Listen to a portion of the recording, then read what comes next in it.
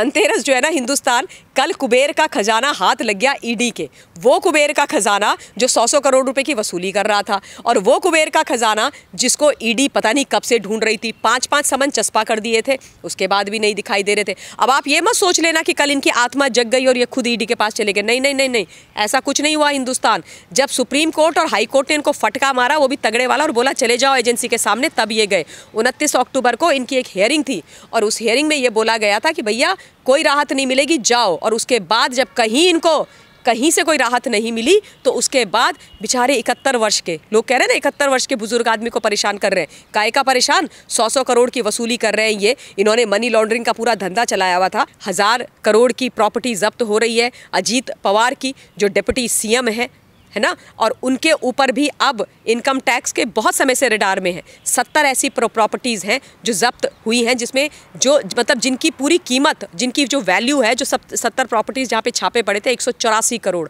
हिंदुस्तान, सोचिए ना आप, ये लोग ना नौकरी करते हैं, ना चाकरी, ना काम करते हैं, ना धंधा, फिर भी हज़ार करोड़ की इनकी प्रॉपर्टीज़ हो जाती है।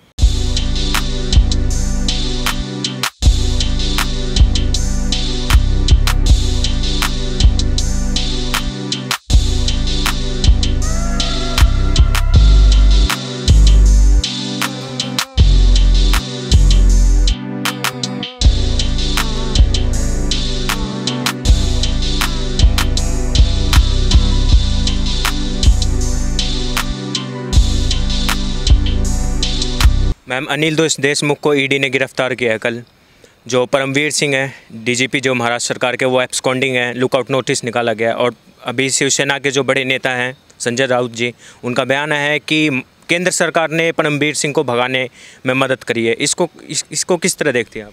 देखिए, संजय राउत जी का तो मैं की बात को मैं तवज्जो ही नहीं देती हूँ, क्योंकि इतने बड़बोले नेता हैं वो, उनको खुद नहीं पता कि वो क्या बोल रहे हैं। उनको क्या बोलना चाहिए, क्या नहीं बोलना चाहिए, उनको स्वयं से इस बात की जानकारी नहीं है। संजय राउत से ये कोई पूछे कि परमवीर सिंह किसके अधिकारी हैं, किस सरकार के अंडर में वो अधिकारी हैं, वो किसके सीपी थे, किसके डीजीपी हैं? महाराष्ट्र सरकार के हैं। और बाय द वे, मैं हिंदुस्तान को ये बता देना चाहती हूँ कि कोई भी सरकारी अधिकारी जब तक वो नौकरी कर रहा होता है, अगर उसको देश से बाहर जाना होता है, विदेश जाना होता है, तो उसको पहले परमिशन लेनी पड़ती है उस सरकार से जिसके तहत वो काम कर रहे हैं, उस मिनिस्ट्री, वहाँ पर उस अपने मुख्यमंत्री से। तो इस मामले में वो अपने वहाँ पर बैठे हुए जो उनके होम मिनिस्टर हैं, जो अभी है प्रेजेंट मिस्टर पाटिल, और अपने मुख्यमंत्री से परमिशन लेकर के ही गए होंगे जहाँ भी गए हैं।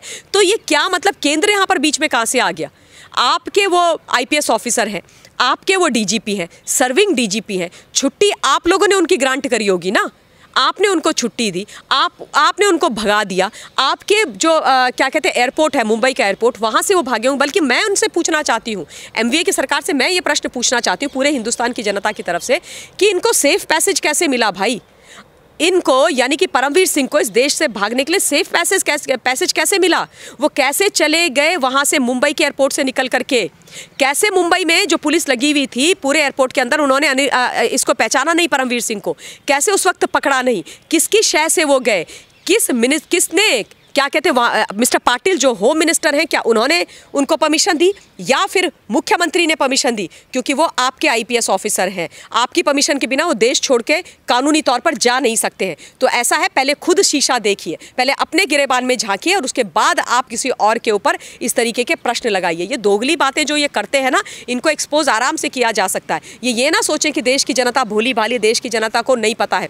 जिनको पता नहीं है उनको समझाने के लिए और उनको कानूनी और सही चीज़ बताने के लिए हम जैसे लोग हैं यहाँ पर बैठे हुए, हम बिल्कुल सच बोलेंगे। अब अनिल देशमुख, देखिए बताइए, हो गया ना कल का आज धनतेरस है, धनतेरस कल से ही आरंभ हो गया। पूछे कैसे? धनतेरस जो है ना हिंदुस्तान, कल कुबेर का खजाना हाथ लग गया ईडी के। वो कुबेर का खजाना जो 100 करोड़ रुपए की वसूली कर रहा था, और वो कुबेर का खजाना जिसको ईडी पता नहीं कब से ढूंढ रही थी। 5-5 समन चस्पा कर दिए थे, उसके बाद भी नहीं दिखाई दे रहे थे। अब आप ये मत सोच लेना कि कल इनकी आत्मा जग गई और ये खुद ईडी के पास चले गए। नहीं नहीं नहीं नहीं, ऐसा कुछ नहीं हुआ। हिंदुस्तान, जब सुप्रीम कोर्ट और हाई कोर्ट ने इनको फटका मारा, वो भी तगड़े वाला, और बोला चले जाओ एजेंसी के सामने, तब ये गए। 29 अक्टूबर को इनकी एक हियरिंग थी, और उस हियरिंग में ये बोला गया था कि भैया कोई राहत नहीं मिलेगी, जाओ। और उसके बाद जब कहीं से कोई राहत नहीं मिली, तो उसके बाद बेचारे 71 वर्ष के लोग कह रहे हैं ना, 71 वर्ष के बुजुर्ग आदमी को परेशान कर रहे हैं। काहे का परेशान? 100 करोड़ की वसूली कर रहे हैं ये। इन्होंने मनी लॉन्ड्रिंग का पूरा धंधा चलाया हुआ था। कल जाकर के 12 घंटे की पूछताछ के बाद रात को 1 से 1:30 बजे के बीच में गिरफ्तार हो गए। अभी जिरह चल रही है, इनकी 14 दिन की कस्टडी चाहिए और बिल्कुल 5000 पेज की चार्जशीट इस मामले में भर दी गई है। कस्टडी तो चाहिए ना ईडी को 14 दिन की कम से कम, क्योंकि इनके दोनों पीए और पीएस जो है पलांडे और शिंदे दोनों अंदर हैं, जिनके माध्यम से सचिन वाजे इनको पैसे दिया करता था। 100 करोड़ में से 4.7 करोड़ का पैसे की ट्रेल तो ईडी के पास ऑलरेडी है।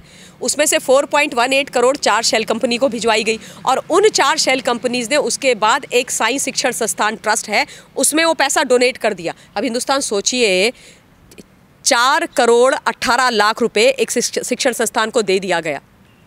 किसकी होगी वो, आप सोच सकते हैं। उसके जो हेड हैं, उसके वो सरगना जो हैं, वसूली गैंग वाले ही हैं, यानी कि वो शिक्षण संस्थान वाली ट्रस्ट अनिल देशमुख की है। तो गोरख धंधा आप देखिए, यहाँ से पहले वसूली करवाई, उसके बाद शेल कंपनियों को वो पैसा बांटा जो इनकी खुलवाई हुई हैं, उसके बाद उन शेल कंपनीज के द्वारा अपने शिक्षण संस्थान को 4 करोड़ 18 लाख रुपए डोनेट कराया। यानी कि पूरा मनी लॉन्ड्रिंग, पहले वसूली कराओ, एक्सटॉर्शन कराओ, उसके बाद मनी लॉन्डर कराओ। तो इनके ऊपर बहुत सारे केस हैं, बड़ी सारी रिट्स हैं जो अभी बची हुई हैं, जो पेंडिंग है, जिनके बारे में पूछताछ होनी है। तो केस बहुत लंबा चौड़ा चलने वाला है।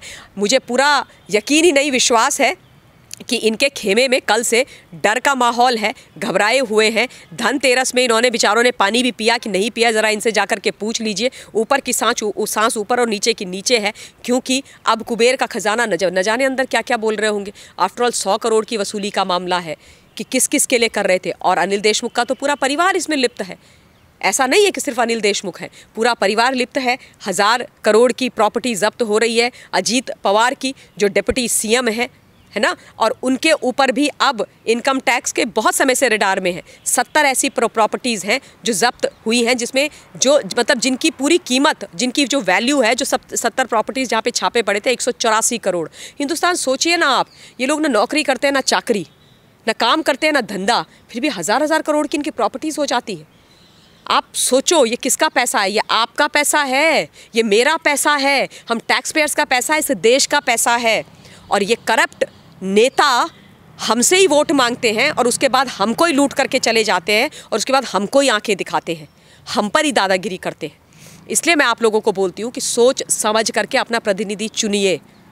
और जो भी कोई ऐसा करता है हिंदुस्तान, मैं एक बात खुल के और साफ बोलती हूँ, इरिस्पेक्टिव ऑफ पॉलिटिकल पार्टी, अगर कोई भी आपको ऐसा नेता दिखाई दे जो इस देश के साथ, माँ भारती के साथ, इस देश की जनता के साथ गद्दारी और मक्कारी करे और उसके बाद इस देश को आंखें दिखाए, झूठ बोले, काला बाजारी करे, तो उसको छोड़ना नहीं है। मैं ये बात ज़रूर मानती हूँ कि आरोप लगते हैं, आरोप कई बार लग जाते हैं, लेकिन अगर आपकी गलती नहीं है तो आरोप आप पर कभी सिद्ध नहीं हो सकते।